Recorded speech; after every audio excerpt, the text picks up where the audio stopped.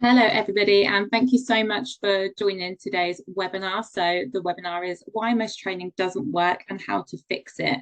So my name is Hayley Hambidge. I'm Head of Client Success here at WorkBuzz. So I've been with WorkBuzz for coming up to 3 years. I'm responsible for our client success team and making sure that you have the best experience with us. So I'm joined today by Jim Thomas, so founder and director at PDW Group. So Jim, I'm going to hand over to you and let you introduce yourself. Fabulous, thank you, Hayley. Hayley, would you just unshare that slide for me? Yeah, of course. And just before you do start sharing, sorry, one thing, just in terms of a couple of housekeeping bits, there is a Q&A and a chat function on the webinar today. So please, as we're going through, throw your questions in. We'll try to answer them as we're going through, but we'll also make sure that we save some time at the end. So please make sure you put your questions in the chat or the Q&A, both are there for you. Thank you. So I can't actually see anybody. I don't know how many people we have on. Does anybody have any idea? I don't know why I can't see all the faces. You won't be able to see faces on here. Won't be able to see the faces. No. I'll just talk to the wall, as that famous film once said. Anyway, people, it's lovely to hopefully meet you all. My name is Jim from PDW Group. We are essentially a partner of WorkBuzz, and we are a performance improvement business in a sentence. And I personally have been working on the front line with businesses just like yours for the last 20 years. And of course, and thousands of delegates and decision makers. And of course, we've failed many times over that 20 years. And but hopefully we've got the big calls right. And it's that sort of failure and that sort of learning that drives our performance. My understanding of you guys and gals is you know, you are either WorkBuzz clients or WorkBuzz prospects or part of the network. And you know, you have an interest for whatever reason in this very important topic. The purpose of this session is really twofold. Is to inform, I suppose, in terms of our research and experience over that 20-year period, is to inform you, dare I say, educate where we can, and also to inspire you to change something. So in an ideal world, you would leap out of off this webinar and be full steam ahead to want to change something in your business that's remotely relevant to the whole engagement and learning and development piece. And of course, this has wide appeal. There are some fairly obvious roles that this type of thing is aimed at. Clearly HR, learning and development, people managers and leaders, but also chief executive, managing directors, owners, investors, etc., who have a real interest in recognizing that their people outside of product businesses, their people are by far and away the biggest cost and investment their business will ever make. So why not spend some time and money, you know, boosting engagement and boosting the performance and potential of those people. What are we going to be doing here? Obviously, a fairly classic webinar setup. We've got a sort of 30 minutes I'll be speaking, but I'll seek to make that as inspiring as possible. We're not a PowerPoint company at all, but I'm really forced to use PowerPoint in this session. We are recording the session, so if you want a copy or any of your colleagues who can't make it, happy to supply that. There is a formal Q&A at the end. But let's keep it informal, sort of blurt out a question if it comes to mind in the moment, or as Hayley says, use the chat function, and I've asked Hayley to sort of facilitate that part when I will pause every 5 minutes or so for any questions. If there are any questions in the chat, Hayley can ask them on your behalf. I expect it to last 45 minutes in total, and really in a nutshell, we're going to be covering two very simple things. In terms of the training world, and let me make it really clear, by the way, I'm talking about behavioural training, not technical training. So behavioural training is the sort of sphere in front of us. And those two areas are what's typically wrong with it and how do you fix it? So if you buy into the slightly contentious title, and that's your experience, as it's certainly our experience that people tend to feel that way, what's wrong with it and how do you fix it? And what's in it for you kind of depends on what your role is and what your reason for attending is. You may be attending for yourself or on behalf of a business or on behalf of other people. But if you're in a position directly of influence, dare I say, around, you know, what your company does training-wise, the whole engagement and training piece, you know, what money you spend, L&D, HR, business owners, etc., then there's clearly a link between what you invest and what you get back. It may be that you want that in the future, in which case this is a future thing. It may be that you're here for yourself as a learner, but either way, however you look at it, learning is a huge part engagement. And, you know, in all the years I've been in business, I cannot think of a more important time when it is important for businesses to hold on to their great talent. You know, people leave businesses, that's a fact. But if the person is happy to leave and the business is happy to leave, then that's fine. But often the wrong people leave businesses, and it is hugely costly. And the training piece and the learning and development and potential piece is a massive part of it. And the other thing, from our rather selfish perspective, obviously we're looking to wow you and convince you that you need a little bit of PDW in your life. So that's my final parting statement before I begin to share my slides in front of you. So here we go. Let me crack on with it. Let me start by giving you a sort of philosophy that we operate to. You'll find this on our homepage. This is about business success. I'm going to show you a quick model. Now, we don't use any academic models in our business apart from one, and this is the one we use. Now, generally, we're dealing with commercial enterprises. Of course, we occasionally deal with public sector and third sector, but in the main, 98% of our clients are commercial enterprises. And of course, the word profit is always going to be important. Now, it isn't the only thing, the only metric of success, but let's just, you can put different words in that circle if you would like, but that's the one I'm going with for now. How do you get profits ahead of the market, ahead of your market? Well, basically customer or client advocacy is, outside of externally uncontrollable events, is the key driver of profit for any business. The bottom line is, the more advocates you have, the more they spend, the more they stay, and the more they refer. And generally, the easier on you they are if you drop the ball. And what do you need to get higher than average customer advocacy? Well, you need a great customer experience. That's the whole experience.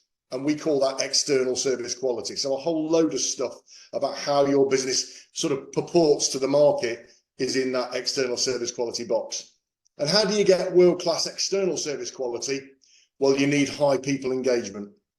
And how do you get that? Well, it's the internal equivalent. It's the employee experience that drives a feeling of engagement. And what does high engagement give you? It's a fairly obvious, isn't it? All of the stuff in the box below it. So it's a no-brainer that you would want to engender high people engagement. But engagement, remember, is an output. It's a metric. And you know, certainly we and others measure that either by a Likert scale or an NPS score. So what do you do to drive it?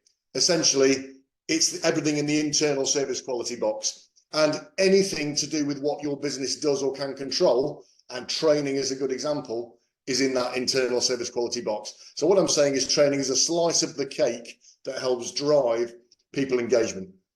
And of course, if you're going to invest in training, why don't we invest in training that actually works, whereas so much of it doesn't? And I will evidence that as we go through the session.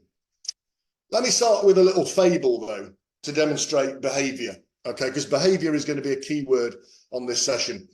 There was a frog and a scorpion, and they were on the riverbank, okay? And both of them said, actually, we want to get across this river. And so the scorpion says to the frog, tell you what, I will sit on your back whilst you swim across the river. And the frog says, no way. And the scorpion says, why? And the frog says, well, because you'll sting me. And the scorpion says, well, why would I do that if I'm on your back? If I sting you, you'll die and then we'll both drown. The frog says, okay, fair enough. That seems sensible. So the scorpion jumps on the frog's back and they start swimming across the river. Halfway across the river, the scorpion stings the frog. And in the frog's dying seconds, he says, why did you do that? And the scorpion says, I'm a scorpion. That's what I do. So why am I telling you that slightly ridiculous fable? Well, that's because behavior is these things, okay?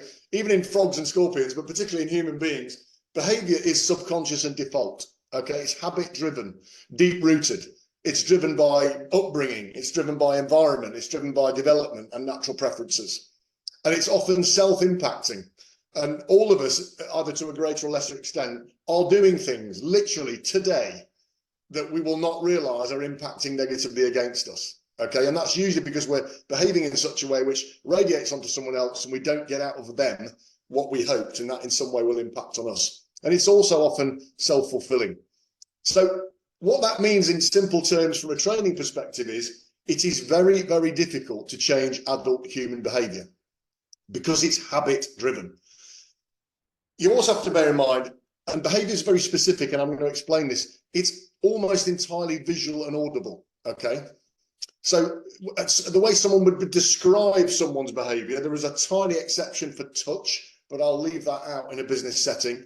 It's 99% about what the person sees and what the person hears. And those two things mean that person judges the other person in front of them and their behavior. And it is frightening how little time person A needs to spend with person B before they can make numerous judgments about each other.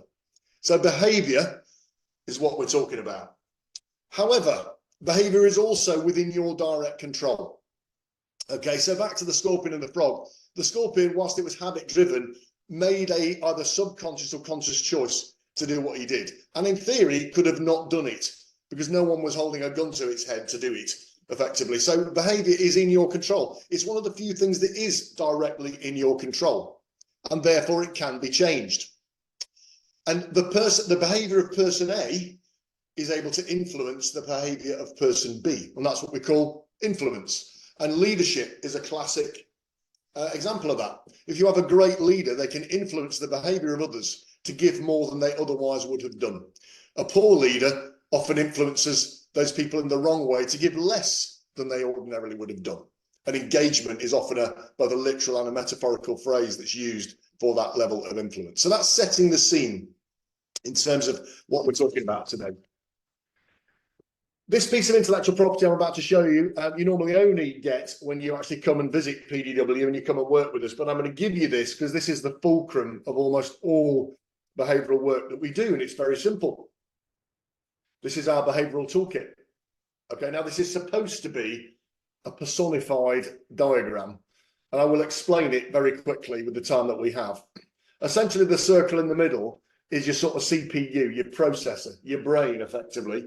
And that's where we as human beings make judgments one way or the other. These are all happening super quickly often. In order to feed judgments, you need to have inputs to judgments. And those inputs are, as I've said, what you hear and what you see. And there's an element of awareness, of self-awareness that's inherent in that input.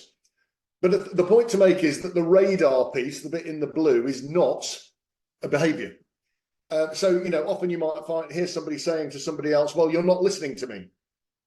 The reality is no one can say from a technical angle whether that person is listening to you or not. The reason we say such things is because we make a judgment based on the behavior of that person that suggests to us they are not listening. So the behavioral part is really in the red and the green. And there are really only other two sections to this. The green is the content we use. So the words that are coming out of our mouth. So are we making statements? Are we asking questions? Or are we using playback, which is a very underused technique in influencing circles? There is, of course, a fourth option, which is say nothing. And that can be the deafening silence of somebody saying nothing can be particularly powerful, as we know. And then the final piece is the how. That's the bit in red. What are you doing with your voice? And what are you doing with your body? And we've all sat in presentations like this when someone who is either doesn't want to be there or is not a particularly gifted presenter will, in a monotone way, deliver a piece of information which really does not inspire you to want to listen. And we can all see in someone who can take a very dry topic and make it very exciting. So what you do with your voice is particularly powerful, and what you do with your body, hands, face, eyes, torso, arms, whatever, is also a very much part of the message. So that's essentially the psychology of how communication is working in layman's terms. And that's what we use very successfully over the last 20 years to help people to understand what they can actually do something about. Because you can do something about the red and the green as an obvious one, and that's what people will be judged on. So if we want people to change things and change habits, then that's where we're, from a psychology perspective, focusing on. Let me give you some real life examples, okay, for us to hang our hat on for the purpose of this session. Okay, so I've just picked 4, fairly mainstream. Most of you in a corporate or an SME setting will be familiar with these or something like it. Okay, so these are the 4 that I'm going to sort of keep referring back to as we go. Now, if you take the training sort of topic, let's assume each of these 4 activities by each of these 4 people, we want to train these people to do it better. Okay, so that's the context in which I'm using these examples. And you think about a leader facilitating a better team meeting, much better team meeting than all the boring meetings that so many people and ineffective meetings people facilitate. The difficult conversation must be the number one thing that we work on most of the time. Often managers don't do it at all because they're scared to death of it, or they do it badly.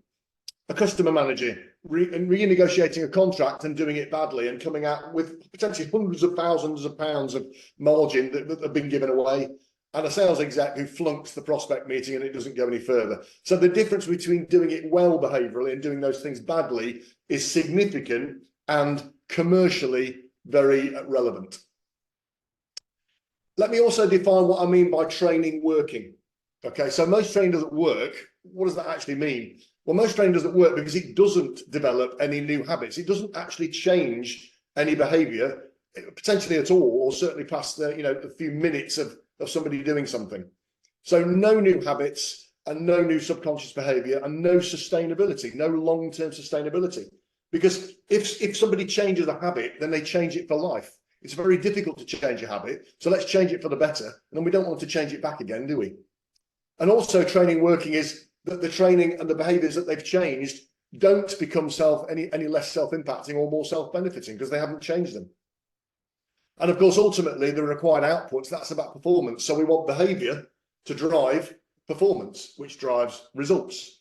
So the behavioral angle, whatever that behavior is, think back to those 4 roles I just put up there. Whatever the behaviors are that would be great in each of those 4 roles, the better the behavior, the better the performance, usually measured by qualitative or KPIs, and then ultimately results and financial performance, certainly in a commercial enterprise. So that's what I mean by training working. And if you're going to spend X pounds on training anything in behavior, I would have thought you want to know what your investment return is going to be and how it's going to come.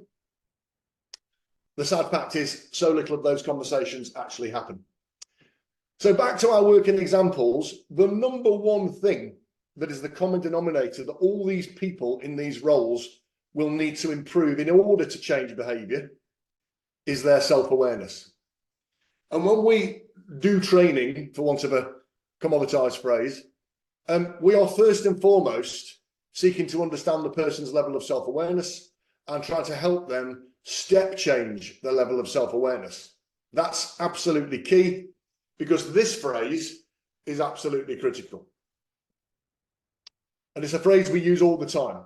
So when we're trying to train people, help them to improve what they do and change behavior, what absolutely has to happen is that that person or those people have to acknowledge the fact that it's in their interest to do that. And when I come to the actual techniques part later in the session, where, okay, so what are we going to do differently? What can you actually do differently and better? So much of it is about before anybody steps inside a training room.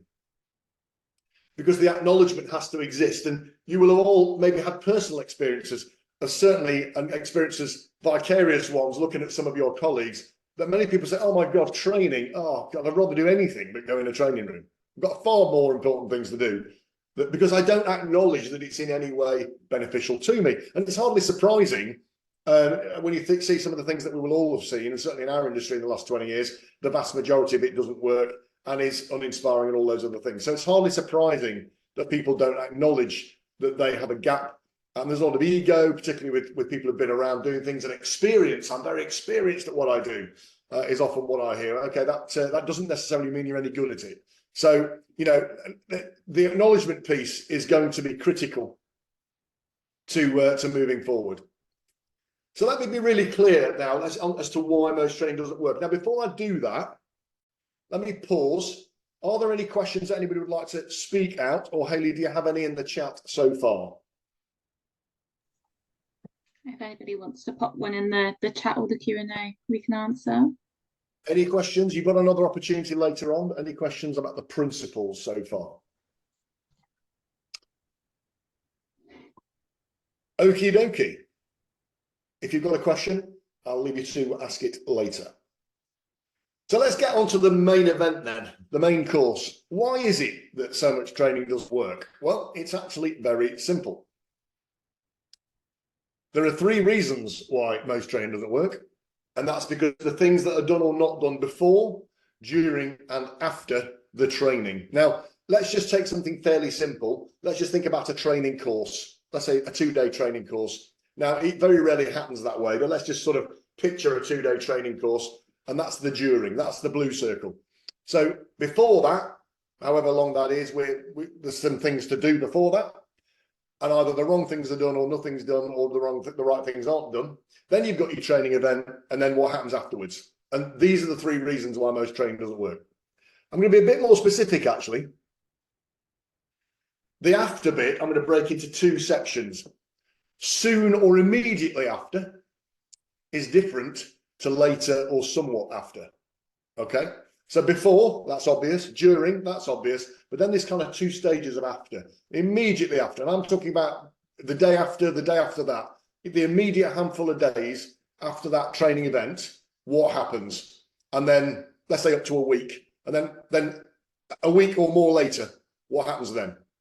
And you will be able to use your own experiences to answer that question, I'm sure, but we've certainly had thousands of those experiences over the years.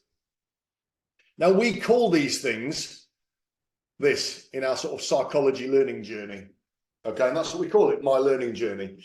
Okay, so before is all about preparation. And let me wind that clock back.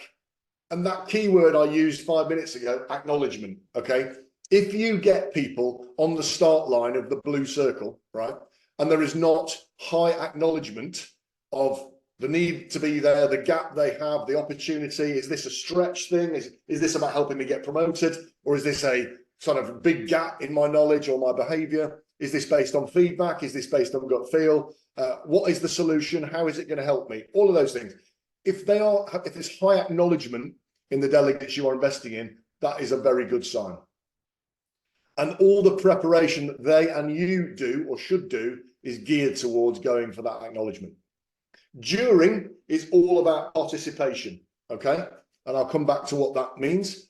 And then application and integration, they differ in the following way. Application, okay, is the conscious application of new behaviors.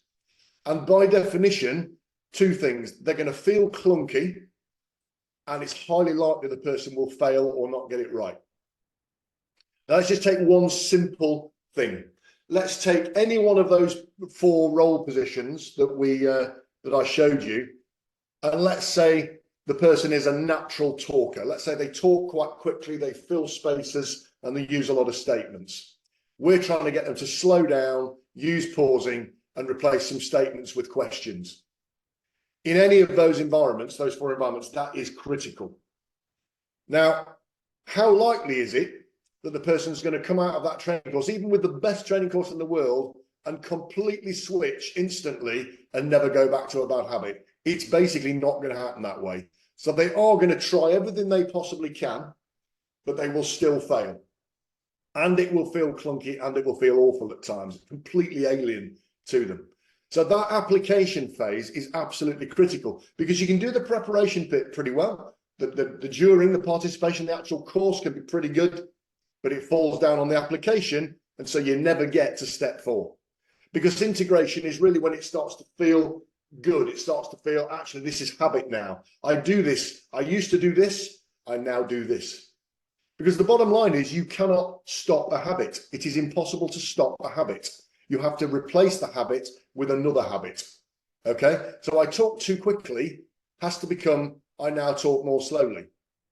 I talk too quietly now becomes, I'm able to project my voice in a way that impacts in those times when it's relevant. And the best way to just put a smile on your face with what I've said, when you go to bed tonight and you clean your teeth, right, just stop halfway through, and I guarantee you will clean your teeth in exactly the same way every single night. You will pick up the brush, put the toothpaste on, put the toothbrush in, and you will do it exactly as you do it. And you will finish and you will put the toothbrush down. Exactly. Unless you actually intervene and do it differently. Now, there's just a very simple day-to-day example of how habit dominates what we do. And if you wanted to clean your teeth differently, it would be weird if you did, but let's say you did, then you would have to go through a period of consciously applying a different way of doing it. And then after a while, and it depends on what kind of habit it is and how frequently you do it, but as a general guideline, 3 months of doing something regularly is enough to change a habit. So anybody that's expecting to send a bunch of folks on what I call an old-fashioned, let's be kind, traditional training course, right? And you can picture what that looks like for a day or 2 days to, learn how to coach people, or learn how to run meetings, or learn how to give feedback, or learn how to sell better, and then just leave them to it. Just think about that. The chances of that actually working and you get any of this integration is almost zero, which is why most training doesn't work. So I'm not going to talk you through some specific detail, but I'm not going to talk through everything because you can have a copy of this afterwards. There is a fair amount of detail because there are a lot of components for each of these 3 stages. Now, before I do that, does anybody have any comments or questions they'd like to make on that piece they just saw about the principles of why most training doesn't work?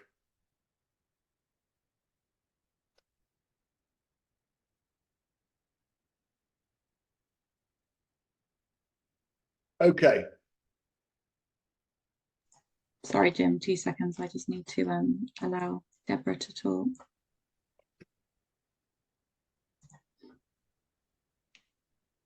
Deborah, I think you're able to talk now. Thank you. Can you hear me okay? Yes, thank you. Thanks. It's very interesting what you're talking through today. I also just wanted to say hello, just so you know there is someone out here listening. Deborah, thank you. Do you find in the preparation bit that, have you got any evidence around the impact of getting others in the organisation to be involved? So what I often do with my training is I send out a kind of prep steps email a few days in advance, getting people to think about stuff, so to get engagement. But often I like to think about getting, say a line manager or the chief exec or somebody in there to kind of, set the scene for the training. Do you, in your experience, do you find that is beneficial? Yeah, I mean, Deborah, there's a whole load of things. That's really insightful. Thank you. There's a whole load of things which actually I'm about to show you, which, there's some things that the individual, let's take an individual delegate, can do on their own. As long as they've got the direction, if they're motivated, they can do things on their own. But there is a huge amount of these things that they either need or would benefit hugely from other people being involved. And, depending on the size of your business, somebody very senior, or the chief executive, or the MD, if it's an SME, if you're going on a training course that costs some money, and the training, nobody around you seems to even know about it and is bothered about it, no comms goes out from anything other than just the HR team or whatever, and there's no encouragement to get together with anybody, no buddy system, if you're expected to do any preparation, there's no encouragement to work with a colleague or get input from your line manager, then they are all the own goals that you can score. So I would absolutely advocate, within reason, useful, efficient use of time by other people for each delegate. Yes. Brilliant. Thank you. And hopefully some of the things I'm about to tell you will give exactly that. I'm sure. Yeah, no, I'm sure. It's a very worthwhile topic. Yeah, absolutely right. It can make or break. It really can. Okay, any other questions? Thank you for that, Deborah. Any other questions anybody's got?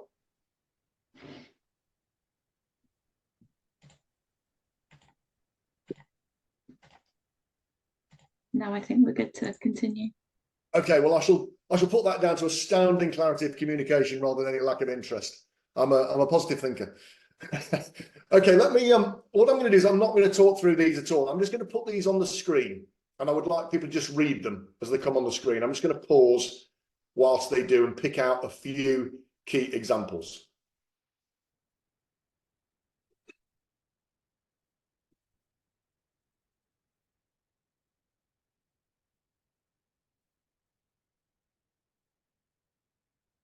Now, bear in mind, this is everything before anybody steps inside a training room.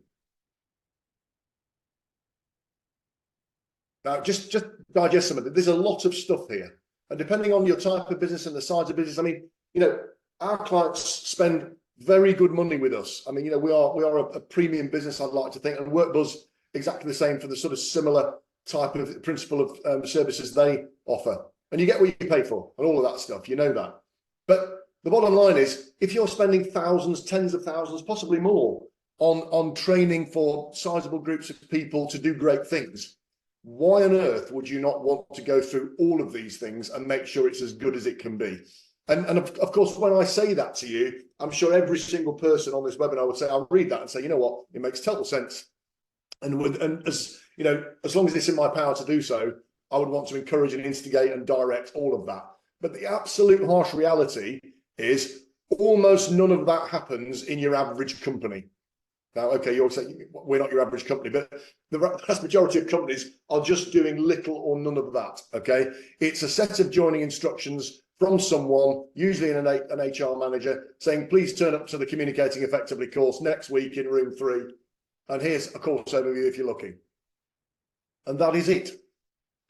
Now, there's a whole load of stuff, important stuff on the screen. Let me just pick out a few really key ones. The top left, okay, what is the link between the behaviors that you want me to demonstrate to be great and the KPIs? Okay, so how does behavior link with how I'm measured? And you know, part of the problem, 50% of SMEs don't even set proper objectives, so there isn't any proper metrics for success. And half of them don't even have, I mean, possibly more than half wouldn't have a competency framework, so they can't really actually clarify the type of behavior they're looking for. It's just a feeling, or we need to be better at selling, we need to be better at leading, we don't give good feedback, we don't run good meetings. That isn't helpful to most people. They can't make the leap. The one below it, Deborah, that's what you just, one of the things you were intimating, senior level sponsorship. Okay, I've seen too many significant investments in sizable SMEs or corporates where it's viewed as an HR initiative or a sales initiative, not a company initiative. You know, all of these things will impact the business one way or the other. So senior level sponsorship is absolutely critical. Halfway down on the right, no success measures agreed with delegates for the training. You know, almost no training providers will promote the requirement to agree success KPIs because they don't want it. They don't want the client coming back to them saying the training's hasn't worked versus the metrics we set. In our industry, it isn't prominent. We would be delighted to agree a set of partnership KPIs, and as we do with all our clients. Now, there are some things which are easy to measure. So if we're doing sales training or, you know, major account negotiation training or something, then there's usually a pounds and pence number, which is a KPI at the very least, which is easy to say, okay, so we plot this to this point, then we did the training, give them 3 months to get it implemented, and then from here you expect an uplift. Now, that's easier than other types of, you know, leadership and management is often slightly more difficult to measure, but you can measure it. There are lots of different ways you can measure it. And, you know, bottom right, often viewed by delegates and line managers as something else to do. It shouldn't be something else to do. It should be part and parcel of the job. You know, back up to the top near the right, too busy for training, a cultural lack of space. You know, everybody buys into the fact that it's important people learn, but where's the time to learn? We're all too busy to learn.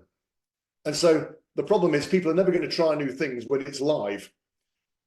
They're not going to do that. But where's their practice opportunity? Where's their opportunity to fumble around in the cupboard and work out what's working and what works for them and what doesn't? Generally doesn't exist. So, I mean, I could talk for hours on that. There's so much stuff in there. One slide doesn't do it justice, but I'm hoping you can, you know, can digest that now. You can get a copy of this and have any conversations between yourselves or with us in the future, if you'd like to, about what some of these things actually mean and how you actually overcome them. And I'm going to show you some of the things at the end of the session, how you actually overcome some of these. And remember, I'm banging this drum again, aren't I? All of these things are simply about 100% acknowledgement that this training intervention I'm about to step into is for me. It's going to benefit me and the people around me. I can see exactly why I'm there. I'm motivated by it. I cannot wait to get going. And ask yourselves, how often as a percentage do you actually see that in people? It's the definite minority. Now let's move on to the during. So let's move on to the actual training course or the training program. In most training programs, whether it's leadership, sales, management, whatever, these days are sort of in bite-sized chunks and modular. There's pieces of the jigsaw over a period of time. And that's certainly what the majority of the time, what we tend to do. Rarely do we do one-off things and just parachute in and do it and leave. That's definitely not our preference. Working in partnership on programs is generally our sort of cup of tea. Again, let me put all these on the screen for you to see.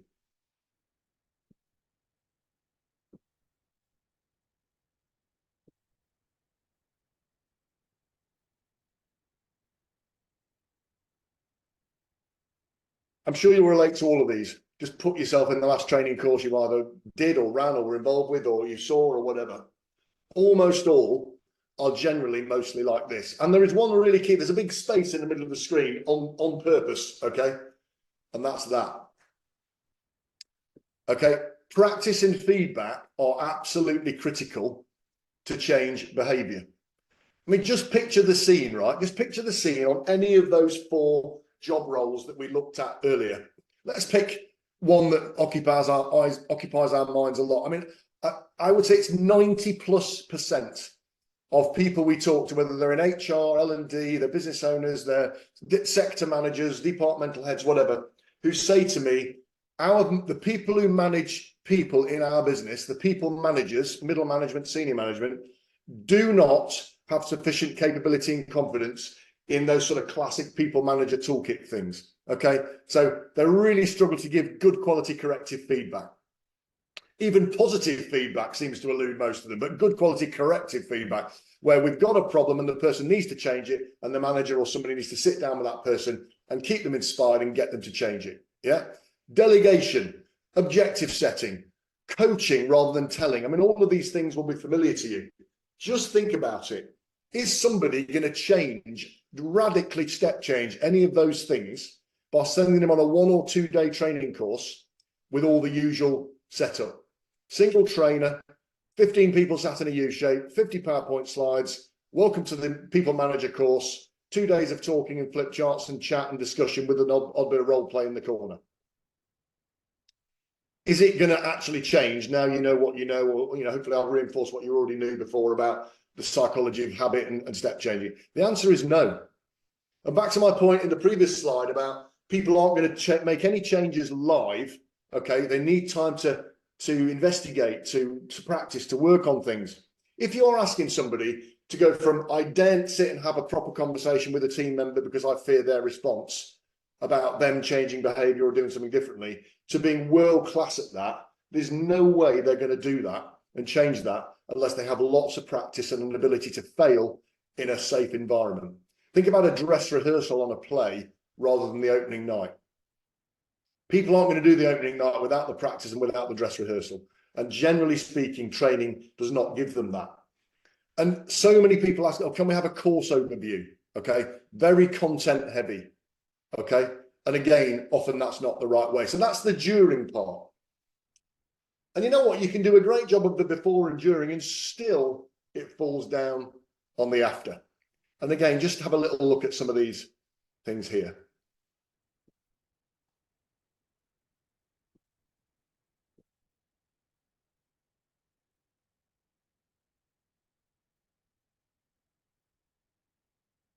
Again, you can pick any one of these. Top left, fairly obvious, isn't it? I mean, we work with lots of businesses where they don't make expectations clear in general day-to-day job roles, let alone what's expected of delegates post-training. But that is critical. You're going on this training course. It's cost us quite a bit of money to send you on this course or this program. What are we expecting from you as a result? And often there is no consequence for non-application. You've done an action plan. Even your line manager's got a copy of the action plan. Everyone's too busy. It isn't prominent enough. People's objectives aren't changed. If you're doing a sales course and people have set objectives to sell X, and then you send them on a training course that costs a couple of £1,000 per head, surely you would want them to sell more as a result of that training course. The line manager has a critical part to play. 50% of the time, the line manager doesn't even know the person's on the course, let alone has been instrumental. So Deborah, back to your point, line manager is critical. Trusted colleagues are critical, and so on. Failure is another interesting one. I mean, my opening gambit was, if anyone listens to Stephen Bartlett on LinkedIn, I think he's the guy on Dragon's Den. He's one of a growing group of business gurus, and I align myself with that thinking that you have to fail in order to succeed. Of course, you'd like to think you get the smaller, the failures are the smaller ones and the successes are the bigger ticket items. But people have a fear of failure. Okay, if we're going to ask people to push their behavioral boundary, they are going to fail. We should welcome it within reason, as long as there's a sort of learning process around what the failure was, what the impact was, and what you're going to do next time. So that is all the after stuff. So again, if you think about all the before, the during, that, there is a huge amount of reasons why training goes wrong. And when I say goes wrong, doesn't work, and I've already defined what working means, so we can assume that if it doesn't work, you don't get many of those benefits. So final opportunity for questions before we do a formal Q&A at the end. Does anybody have any questions they'd like to ask as a result of that before we go on to the final section on how do we fix it? Or if anybody wants to make any comments, then raise your hand and I can give you access to speak. Appreciate sometimes it might be quite long to type things out. Okay, I'm conscious of time, folks. I'm a little bit overrunning. I don't want to keep you any longer than I said I would. So how do we fix it? Okay, and again, there's some detail here. So this is probably better as well digested after the fact as it is now. So here is a selection of initiatives, actions you or others can take. Depending on the type of training, but if it's all, behavioral is where I'm going with this. Okay, so this is all about connecting the outcomes with the job role and the KPIs. So the training has got to serve a purpose. Pre-analysis of strengths and gaps. 360 feedback is a way of doing it. If you are good at your performance management process, like setting objectives, monitoring and appraisals, maybe you've already got good quality information. Senior level sponsorship, agreeing success measures, and so on. All of these things you can do, which are effectively the antidote to the reasons why it goes wrong or isn't as effective as it might be that you've already seen. So these things need to happen before you actually do any training. And of course, if it's a total program across 6 months, there's a lot of this before stuff as a principle for the program. And then some of this before, let's say it's got 5 modules, then some of the before stuff is directly before each module, because you can't just do it once for the whole program and then leave it. So it has to be big picture at the start and then more tactical before each training intervention, whatever that is. During, and certainly if anybody does want to have a conversation with PDW, because it won't surprise you to know, will it, if we're sort of purporting this to the market, why most training doesn't work and how to fix it. We know how to fix it, okay? We haven't got a magic wand, unfortunately, but we've got the next best thing, which is our clients tell us the most effective behavioural training technique they've ever seen in the world anyway. Now, I'm proud of that. And here's some of my advice that we actually, our managing director says, eat your own cooking. So we try to eat our own cooking, and this is what we suggest, and this is what we actually do. So it's about group sizes, it's about setting the scene, it's about practice and feedback. More scenario-based rather than content-based. No slides, no trainer's notes, no stuff that just sort of is very traditional in its nature. Use of terminology, customization, connecting the sort of behavioural outcomes link with the job role of the person and the organisational performance. What are they there to do in their job? Okay, lots of different creating learning methods, but practice and feedback is at the heart of what we do, and clear and shared action plans afterwards, which are not just there's a fancy bit of paper with an action plan on it, because of course then that leads to what do we do afterwards? And there's all sorts of things there, but you've got to keep the momentum alive.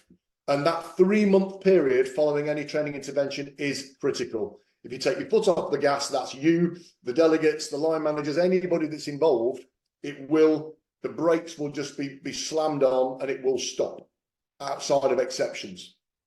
So lots of things you can do that you won't need us for. And of course, as a business, we're a commercial business. We want to generate revenue from our client activities. But actually, some of the very, very best examples of where we've been world-class and work with our clients is when we are no longer needed. Because the old thing of give a person a fish, they eat for a day, teach them to fish, they eat for life. So this is actually weaning the client off us and helping them to be totally self-sufficient. That's not always possible, but in other businesses, it definitely is possible. And there's lots of interventions and techniques that you can use to do that. Okay, final opportunity for questions, everybody, before I summarise and hand back to Hayley.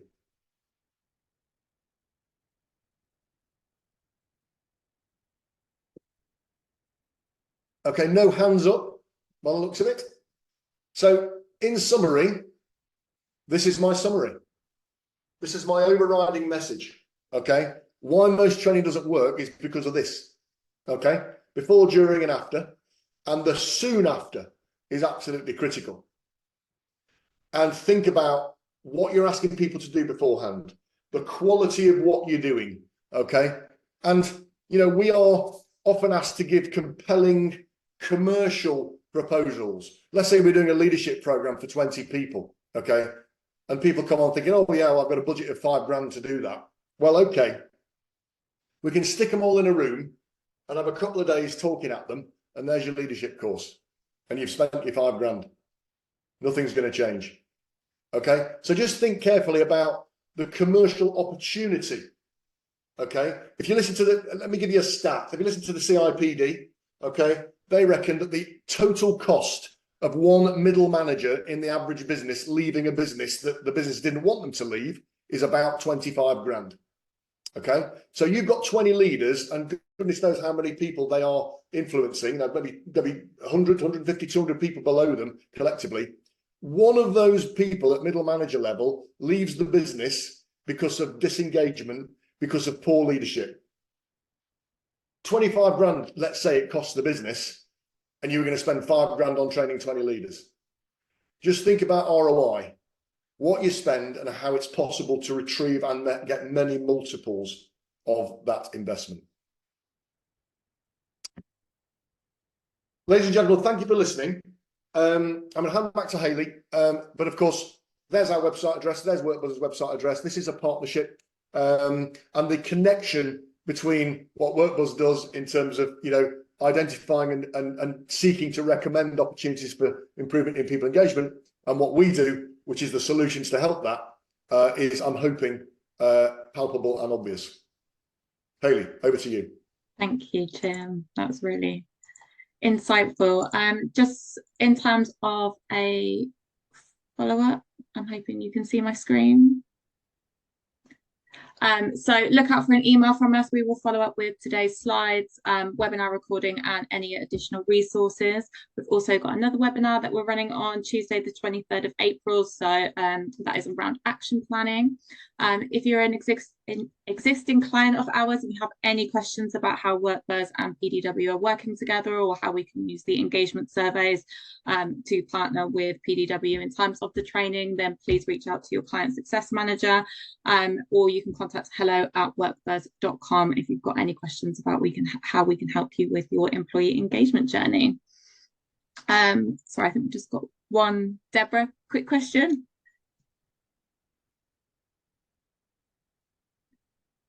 Let me give you access to speak. 2 seconds, it might be quicker.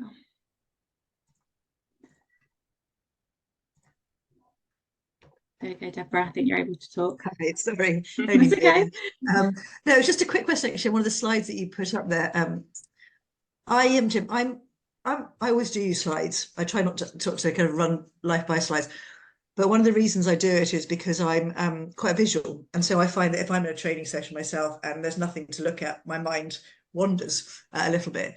Are you kind of rigorous about the no slides, or is it kind of, you know, is it know your audience, put a couple in? Or, I mean, do you find that maybe the scenarios balance out the lack of that visuality? Because I'm conscious of catering for everybody in the room. Yeah, let me answer that, Deborah. Great question again.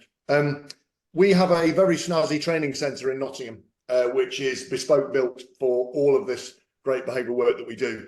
And as part of that training centre, because I agree with you, I mean, most people, probably up to 2/3 of people, are visual learners. So the no slides thing looks like, you know, you're standing there talking to people is definitely not what we do. So we use 2 mechanisms. One is in our training suite. So in our training suites, we have a main big room and then lots of practice rooms, which are aligned to that room, all part of a suite.